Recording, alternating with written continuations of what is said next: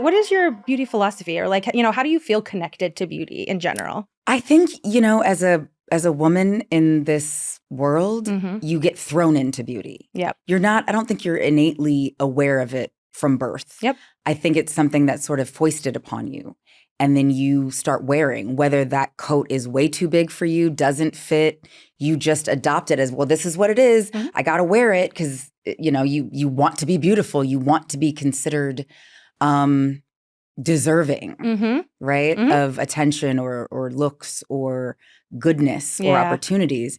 And I think I just accepted it. Yeah. Now, beauty is completely defined by moment to moment, for me. I don't have any fixed ideas of what beauty is or what it isn't. Yeah, it can be whatever you want it to be that day. Ever evolving. Yeah, and especially with you and the way that you're an actress, you're a mom, you're an advocate, you get to do all these things. You probably get to change your look up a lot. Constantly. And if you saw what I look like coming in here, you'd be like, for a beauty? Okay, yeah. Maybe you want to use some of those products that are in the box. No, some days I wake up and I'm in baggy sweats or I never get out of my PJs and I feel more beautiful than I would on a red carpet. Yep. It's really how I feel inside. Yeah. So as long as my soul is pure and there's space for peace, baby, I'm the hottest thing on two wheels. There you go. And you got an amazing support system that makes you feel that way too. Your kids, your husband, your friends, your family. My therapist. You're there. Yeah. Yes. And yes, 10 toes down on that, 100% therapist. We're actually going to get to mental health. So yes, no, that's a great through line. But yeah, no, I agree on the beauty front. It's like, you get to, beauty grows with you. Yeah. And it changes as you change and you get to show up how you want to show up, which is what we love about beauty. So Absolutely. we were looking at, we did a video with Gab earlier where she was looking at old looks of hers. And I was shocked with your memory, the way that this woman remembers like so many details of these looks along the years. So again, if we're talking about beauty evolution, you saw a lot of pictures of that beauty evolution today. You saw a lot. I don't know if you've ever seen that musical, Joseph and the Technicolor Dreamcoat. Yep. My experience with beauty is like putting on that Joseph and the Technicolor Dreamcoat coat. Yep. The coat of many colors. And some of those colors didn't work with me. Like, take the coat off, girl. Some were dreadful, just dreadful. But that's what happens when you just let people put things on you and tell you what is beautiful. No, this is what's going to make you a star. That's what's going to make you hot. And you're just drowning in the looks. Like,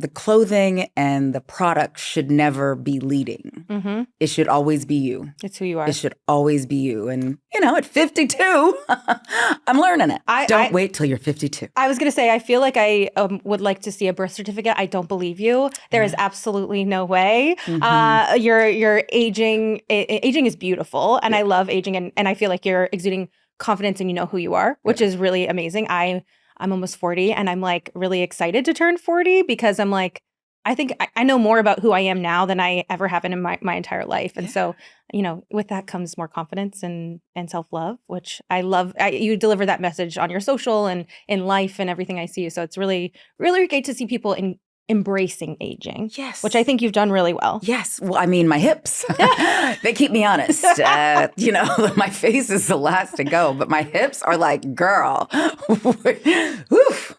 Like my hips came over on the Mayflower. Yep. They're old. Not the Mayflower. Yeah, oh my God. There's only so much Pilates could do. Me and my knees. That's my knees. I'm like, this feels young.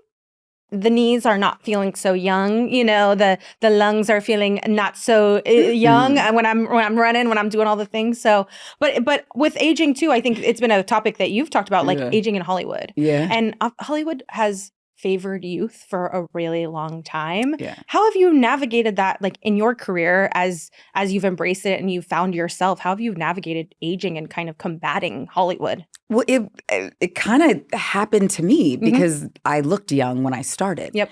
So I was playing 15 until I was 30, which just sort of bought me some time. Yeah. Because now the people I was working with, like Kirsten Dunst and Julia Stiles, and they're, early 40s, it literally just kind of shaved off time because they assume we're the same age. Yep. So it wasn't anything I was trying to do per se. Yeah. It was just being an adult person who looks like a kid who can work longer, kind of worked to my advantage. So, yeah, just the nature of doing teen projects for, into my 30s.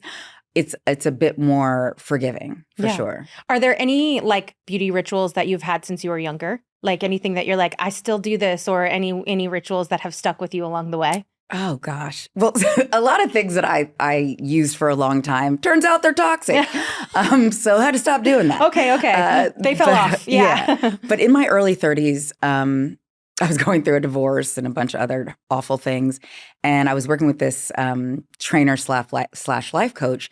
And she suggested I drink a gallon of water a day. And, ever since, probably I was like 32, I drink a lot of water, not always a gallon. Depends on how close the bathroom is.